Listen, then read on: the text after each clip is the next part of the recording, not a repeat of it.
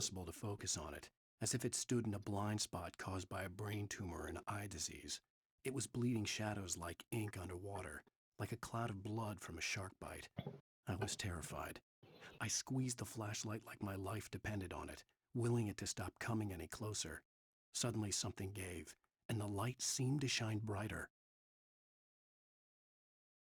Whoa.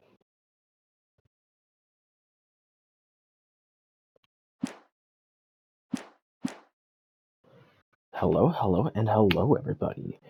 Welcome back to Alan Wake. We just got settled into Bright Falls. Something happened with Alice, and then we woke up in a crashed car. And now our landlord's trying to kill us. Which that is actually nothing new compared to normal. Anyway.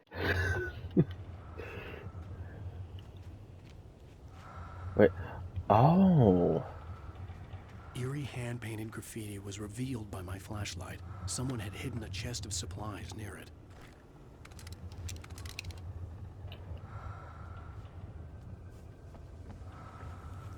Oh, I gotta keep on the lookout for that.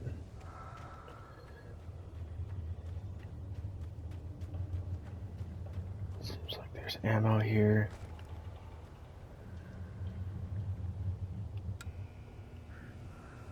Oh!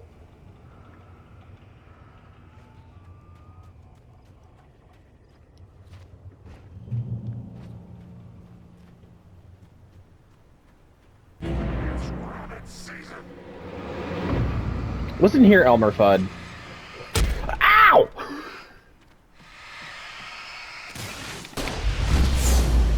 And I just wasted a flare. He just whipped an axe at me. What the hell?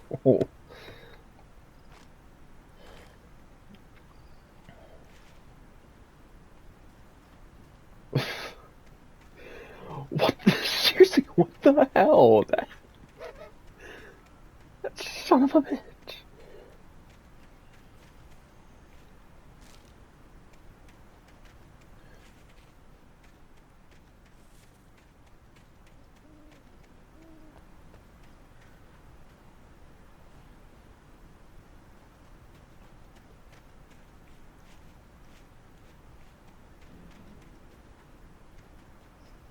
Alright, nothing there.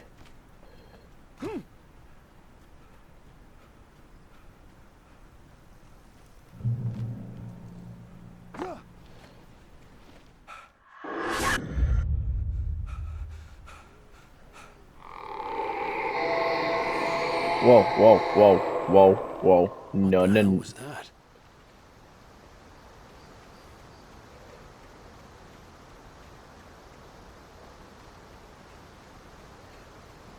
I had to push that tree down.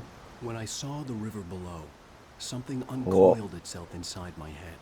I realized that I'd have to find a way across. I didn't even want to look at the water.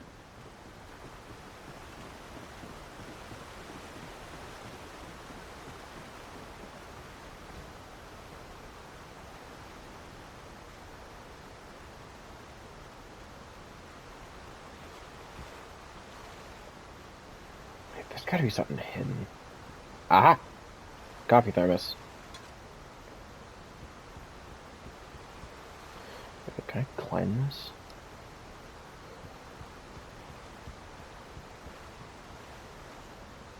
Probably not the best idea.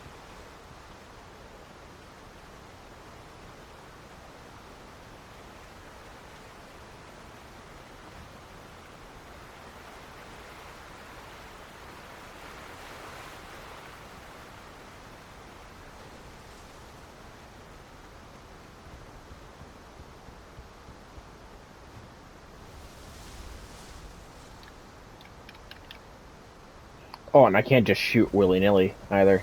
Only when an enemy is present.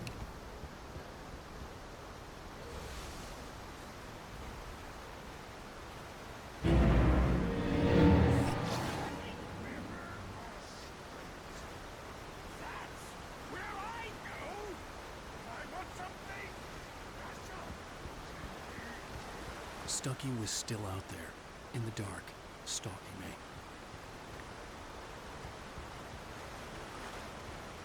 I just heard footsteps.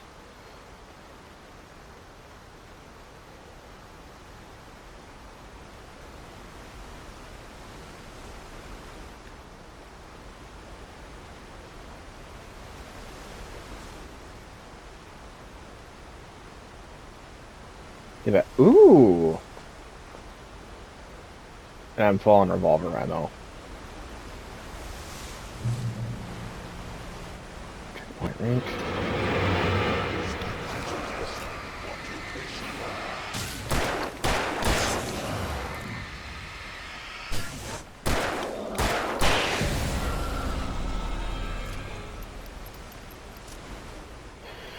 Now, let's... Okay. Grab that, stayed topped off. Seems like regular batteries give me 2, lithium give me 4.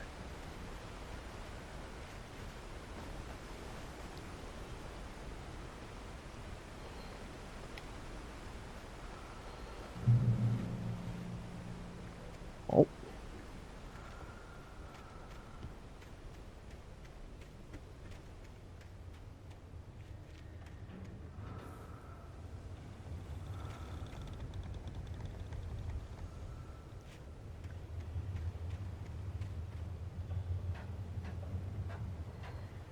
Is it something up here?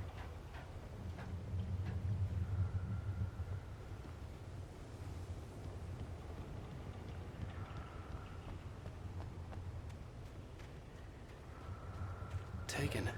They're taken. The taken are filled with darkness.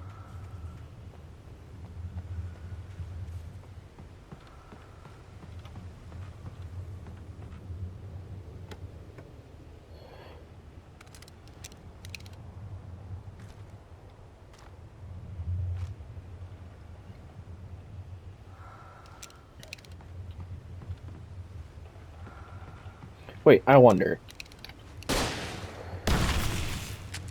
Nope.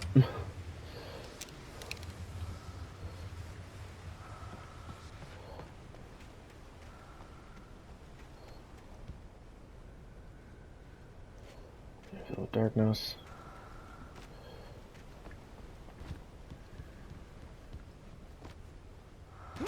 Ow. Barry Wheeler was bouncing off the walls. He jumped on a plane after his calls were ignored by both Al and Alice for several days. It could mean that they were both on a second honeymoon, but Barry didn't buy it. Al had been way too unstable for that, not sleeping, messed up. Barry had years of experience dealing with Alan Wake, and he couldn't ignore it. Something was wrong.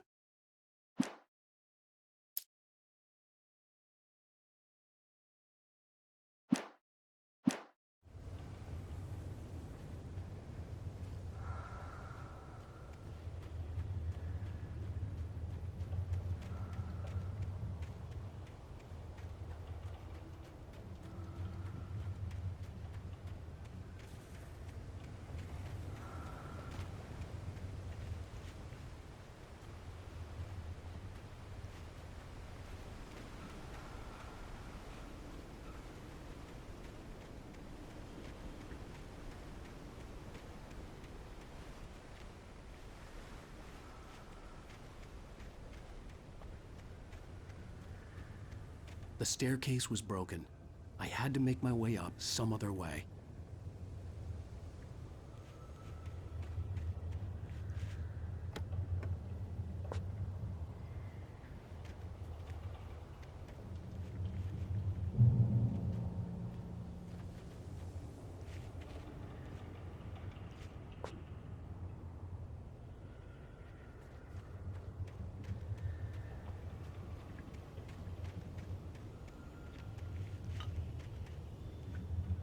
There was no power. There was bound to be a generator somewhere at the logging site.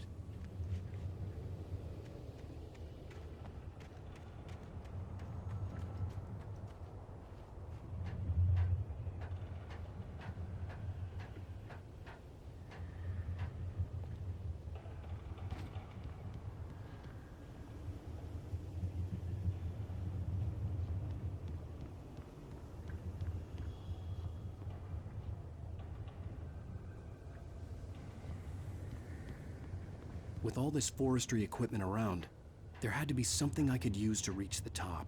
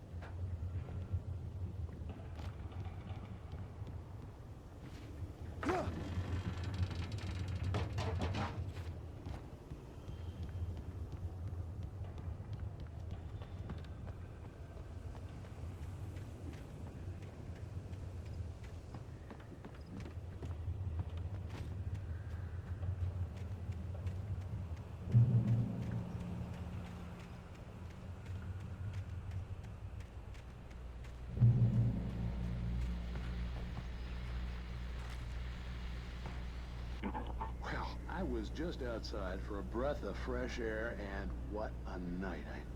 I know most of you are probably in your beds by now, but if you're still up and around, take a moment. Step outside for a spell and breathe in deep. The weather is absolutely still. The sky is crystal clear. It's like the forest is quietly breathing along with you. As you listeners know, I'm a night owl, and it's on nights like this I wish I wasn't cooped up in the studio. Makes an old man like me wish I could just roam wild. But here I am, and it would keep you company all night long if I weren't.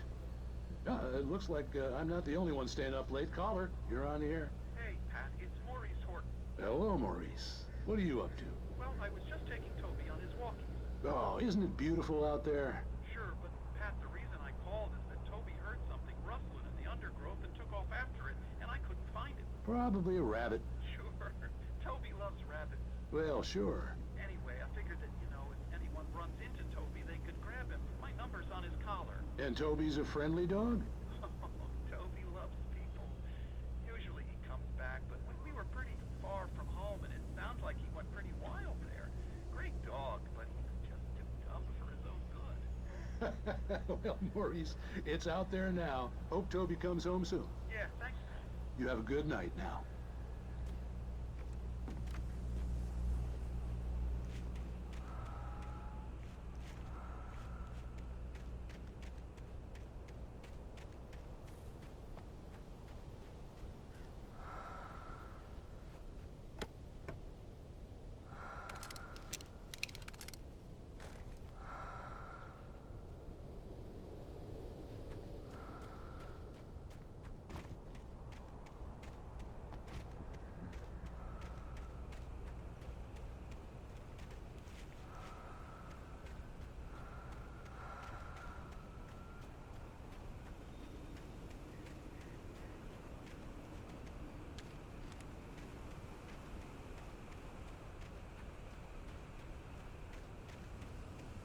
The gas station was closer now, its light welcoming in the darkness.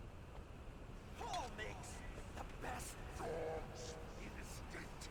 Belly Burster is the best with no contest. Monster Dog is second best. The famous dog is...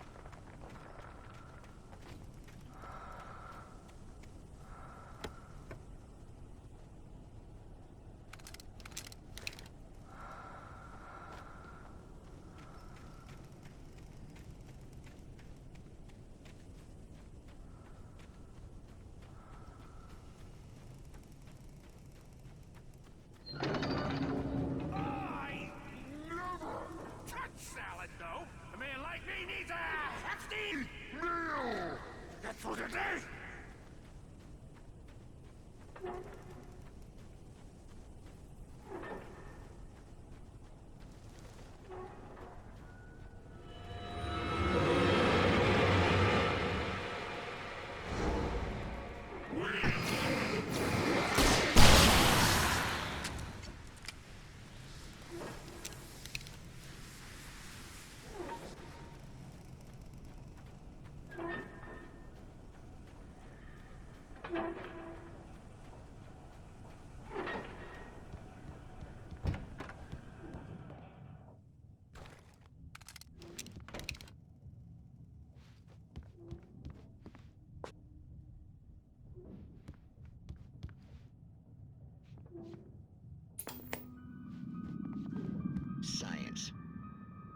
bestows immortality on those who advance it to elevate all of mankind.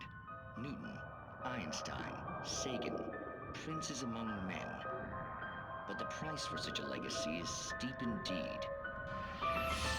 In Night Springs. Tonight's episode, a quantum suicide. If our lives are already written, it would take a courageous man to change the script. Having called a press conference, Dr. Barclay Colvin is about to demonstrate that very courage. Ladies and gentlemen of the press, I am Dr. Barclay Colvin, and I'm glad so many of you could join me here at the Moorcock Institute. Tonight, I'm going to give a practical demonstration of the many worlds interpretation. As you can see, this is a loaded 9mm pistol. It shall be part of a thought experiment.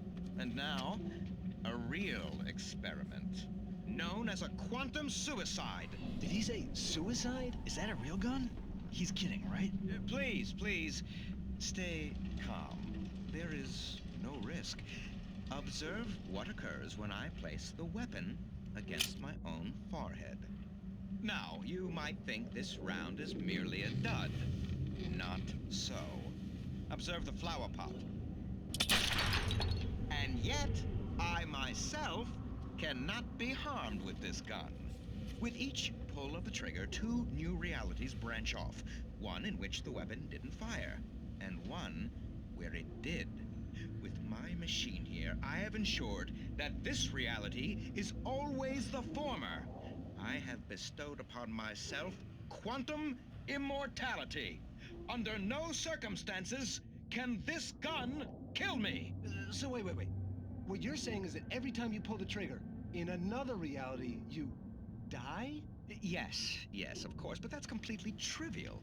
There's an infinite number of things that could happen at any moment, and they always do happen somewhere. The point is, this one thing did not happen here. You're insane, Colvin. Insane? Insane? Hey, was this thing supposed to be plugged in? I stumbled on it. You fools! Gaze upon quantum immortality.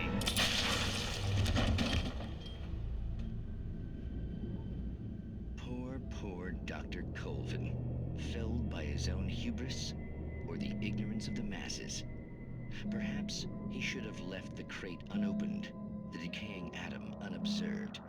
Curiosity often kills the cat. In Night Springs.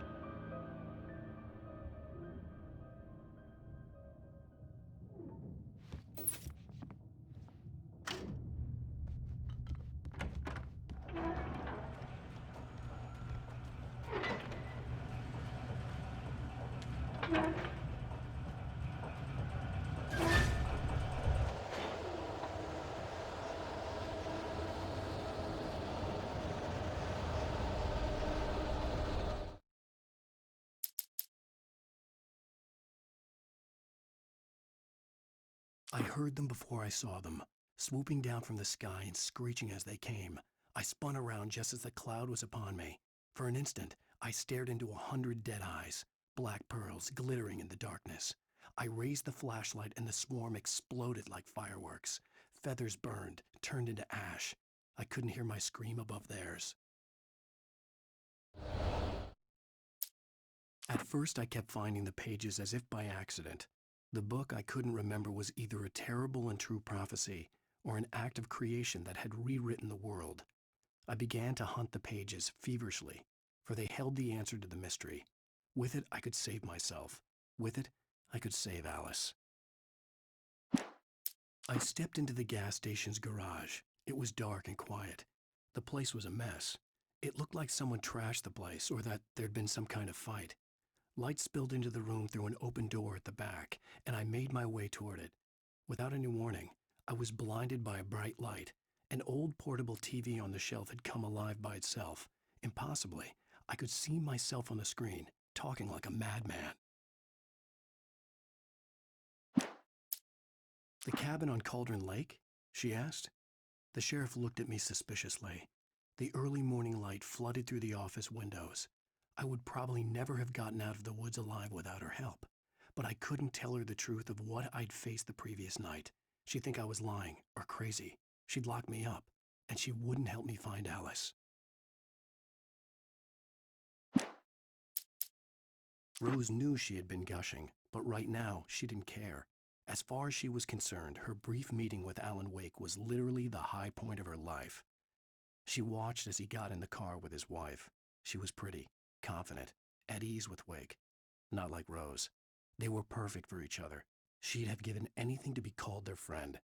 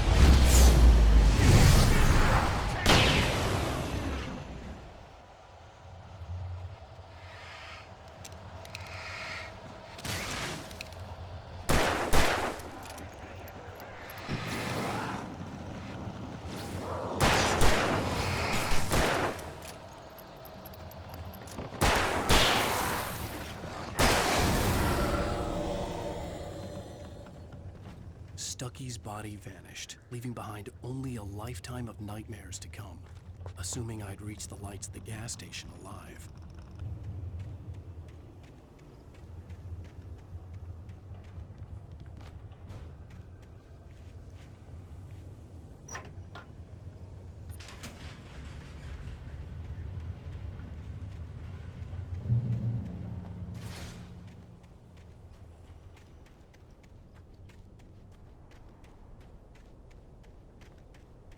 I recognized the parade float I had seen in Bright Falls when I first arrived with Alice.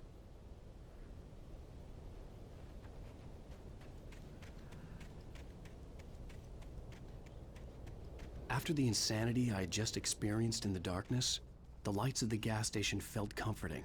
At least for a moment, the sane world reasserted itself.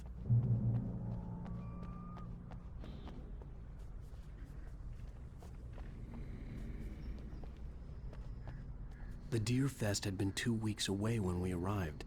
If the day count on the banner was right, I was missing a whole week between the night we got here and now. The garage was a mess. It looked like someone had trashed the place, or that there'd been some kind of fight.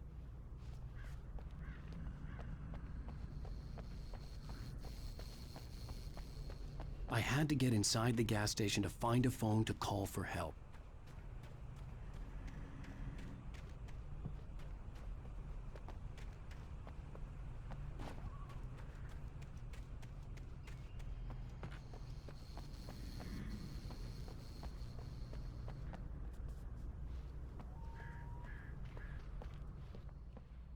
All right. I'll keep writing. Outside, there's only darkness. Outside the cabin, outside the story, there's only darkness. I can feel her presence in the dark. Just now, I could smell her perfume in the room. I'll reach her. I'll fix it up. I'll bring her back. The story will come true. If I stop, she's lost. I don't believe this. It'd been me on the TV, talking crazy. Was I losing my mind?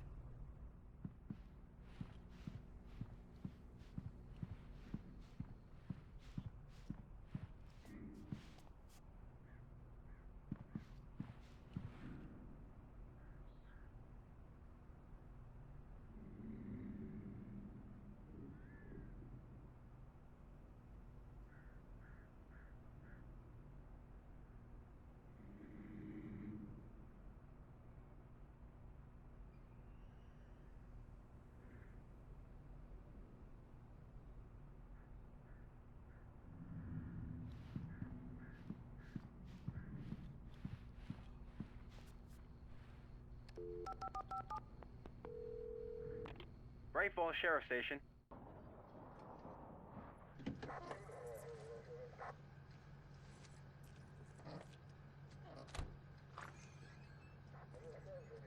Oh, thank God, Sheriff. Sheriff Sarah Breaker. You are... I'm Alan Wake, but listen. I was in a car crash. My wife, Alice, she's missing. Calm down, Mr. Wake. We were staying in a cabin on the island, on Cauldron Lake. There's no island on Cauldron Lake. Not since the big eruption in the 70s. Please, I can take you there, okay? You look like you've taken a pretty bad knock to the head. Are you okay? Listen. We'll figure this out. Please get in the car. We'll swing by the lake and then we'll go to the station, okay? Mr. Wake, have you seen Stucky, the guy who owns this place? I realized I couldn't tell her what had happened in the forest. She wouldn't have believed me. And then she wouldn't have helped me with Alice.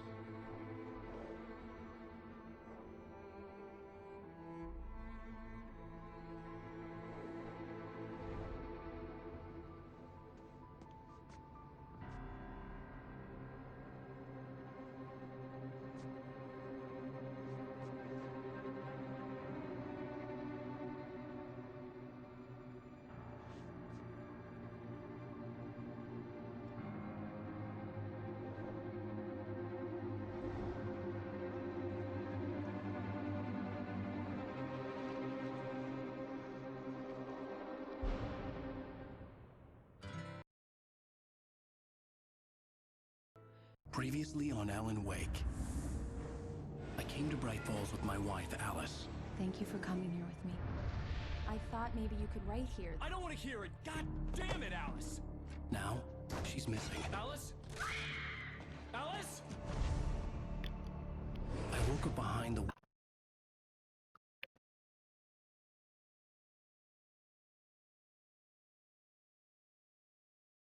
I was fucking muted. I was fucking muted for I don't know how long.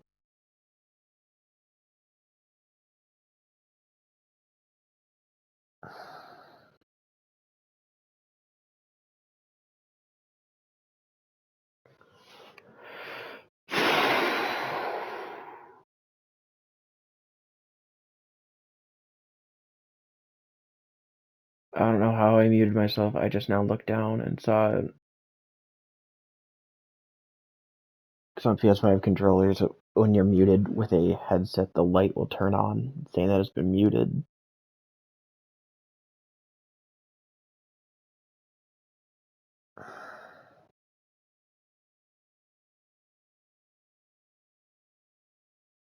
Son of a bitch.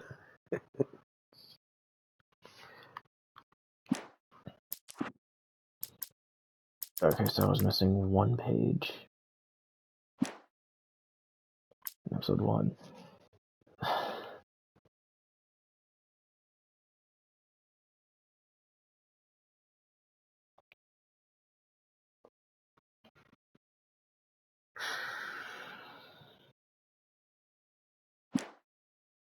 Wheel of a crashed car. I'm missing a week. I was attacked by shadowy men straight from a nightmare. The sheriff took me to the lake Alice and I had stayed at. But the cabin had disappeared. Episode 2, Taken. New York City 3 years ago. Whoa.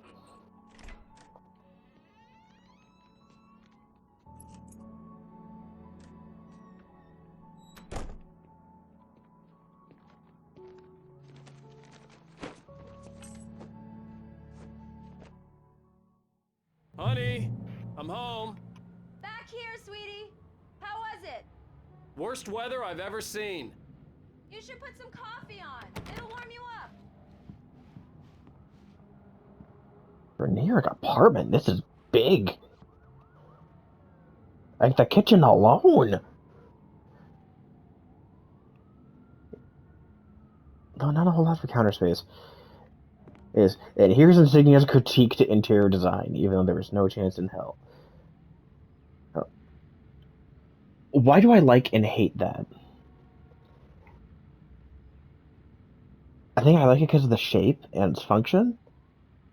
But something about it.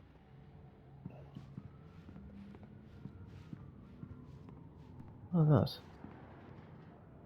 Oh, it's a new TV that's gonna go right there. Oh, oh, it's winter.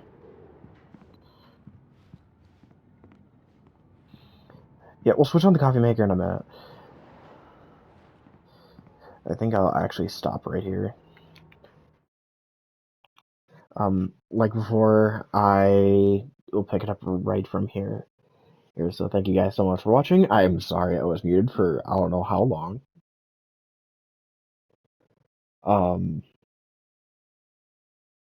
Yeah, like I said, I'll pick it up right from here. So thank you guys so much for watching, and I'll see you in the next one. Later.